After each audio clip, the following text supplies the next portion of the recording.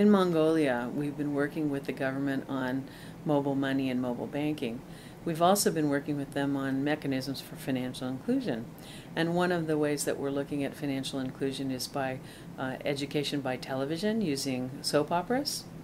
And one of the ways that we're going to measure the uptake and knowledge is by a computerized system that allows people to call in and answer questions posed to them. And if they actually answer the questions properly, they'll get some cell phone credit. So this is an ICT technology that helps us immediately tell what the uptake of knowledge is for Mongolians who are early adapters of ICT technology. Also with mobile banking, we've been working with the government on exactly how they're going to do it.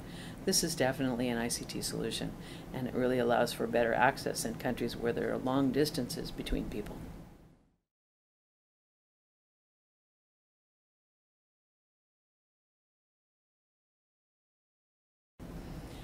I think what we need to look at is, firstly, are the clients early adapters? And if they're not, how do we help them to adapt?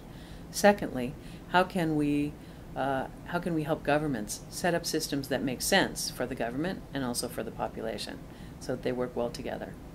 Thirdly, how do we handle the associated infrastructure questions? For example, going back to Mongolia, we actually encouraged the government financial sector regulators to negotiate with the telco regulator to make sure that the backbone was actually there to deliver the services.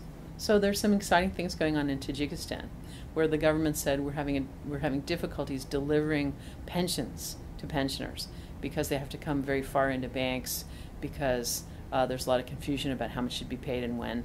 So what we did was encourage the government and worked with them as a partner to help them to issue debit cards. And those debit cards, the payments for the pensions come automatically into these debit cards using ICT. Then the pensioners can go to any ATM or any POS and collect their pensions at any time that's convenient for them. It's working out very successfully. We've done a lot of evaluation work on this.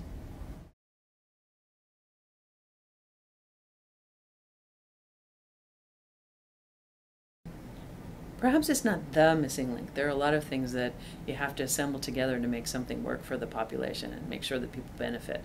It certainly is one of them. And I think that the important thing about ICT is that it provides a wider set of information about services and things that are available to people so they can take advantage of them.